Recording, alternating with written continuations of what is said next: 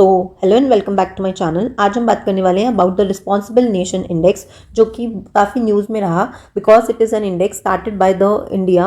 ठीक है, पहला ऐसा इंडेक्स है जो इंडिया ने लॉन्च किया है, इंडिया ने बनाया है। ठीक है, एंड इसका फर्स्ट एडिशन है which was launched on 19th of January 2026 at B.R. Ambedkar Institute, Delhi. It was release by Ramnath Kovind and NK Singh, Nand Kishore Singh, जो कि आपको पता है हमारे 15th फाइनेंस कमीशन के हेड भी रह चुके हैं, राइट। तो उन दोनों ने मिलकर इसको लॉन्च किया था। नाउ द क्वेश्चन इज कि इसकी ज़रूरत क्यों पड़ी या इस इंडेक्स को लॉन्च करने की ज़रूरत क्यों पड़ी। तो ये इंडेक्स बेसिकली देखता है कि कैसे एक कंट्री जो है बिहेव करती है, कितनी रिस्पॉन्सिबल है अपने आप को लेकर, अपने लोगों को लेकर और वर्ल्ड को लेकर। ठीक है, अब क्वेश्चन ये आता है कि जितने भी पहले इंडेक्सेस आते थे ना, या जितने भी वर्ल्ड इंडेक्स निकलते हैं, वो सारे या तो जीडीपी के ऊपर फोकस करते हैं, या इकोनॉमिक ग्रोथ के ऊपर फोकस करते हैं, या मिलिट्री पावर पे फोकस करते हैं। लेकिन हमने जो इंडेक्स बनाया है, it will focus on the 3 things कि हम अपने लोगों के साथ कैसा बिहेव करते हैं, एनवायरनमेंट के साथ, और इंडिया एज अ कंट्री या पर्टिकुलर कंट्री वर्ल्ड के साथ कैसे इंटरेक्ट कर रही है, राइट। अब इसको लॉन्च किया है by the world intellectual foundation in collaboration with JNU, Indian institute of management Mumbai and doctor Ambedkar international centre. ठीक है, अब कितनी कंट्रीज को इसमें कवर किया गया, अगेन इंपॉर्टेंट टॉपिक। तो इसमें 154 कंट्रीज जो हैं उनको फोकस किया गया है अराउंड द वर्ल्ड, और उसका डाटा कलेक्ट किया गया है। तो पहले मैं रैंकिंग देख लेती हूँ, फिर मैं एक बार पिलर्स पर आती हूँ। रैंकिंग में अगर हम देखें तो इंडिया जो है वो 16th रैंक पर है और उसका स्कोर है 0.5, जबकि सिंगापुर जो है वो इसमें टॉप पर है विद 0.61 जो है इसका स्कोर है। स्विट्जरलैंड सेकेंड नंबर पर है और डेनमार्क जो है वो थर्ड नंबर पे है, right.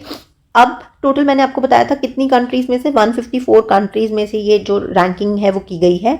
Now the important thing is, जो कि आपको याद रखनी है, आप इसको मार्क भी कर सकते हैं, कि इंडिया जो है उन्होंने जो मेजर पावर्स हैं लाइक USA है, चाइना है, उसको भी पीछे छोड़ दिया है। US is on 66 number, China is on 68 number, और इंडिया की रैंक जो है वो 16 नंबर पे। ये ऐसे क्वेश्चन पूछे जाते हैं जब इंडिया जो है वो बेटर परफॉर्म कर रहा हो, आइदर अपनी नेबरिंग कंट्री से या ऐसी सुपर पावर से, तो ये क्वेश्चन पूछने के चांसेस बढ़ जाते हैं। Now the important and the most crucial thing जो आपको इसमें याद रखनी है, that is the 3 main pillars जो है वो क्या क्या है of the responsible nation index के।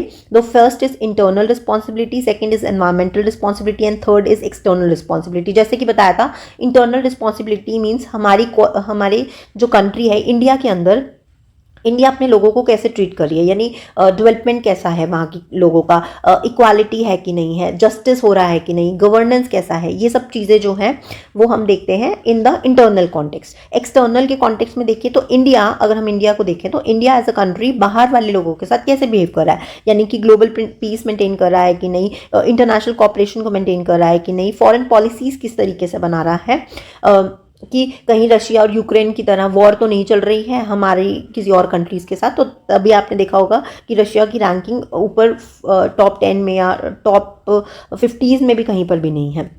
Next is environmental responsibility. Environmental responsibility की बात करें तो, और एनवायरमेंट के कॉन्टेक्स्ट में जैसे हम बात कर रहे थे कि कितना हम अपने नेचर को प्रोटेक्ट करने में हेल्प कर रहे हैं, जैसे क्लाइमेट एक्शंस क्या ले रहे हैं, नेचुरल रिसोर्सेज को किस तरीके से यूज़ कर रहे हैं, क्या हम कंजर्व करने पे फोकस कर रहे हैं कि नहीं अपने फ्यूचर के लिए प्लैनेट को।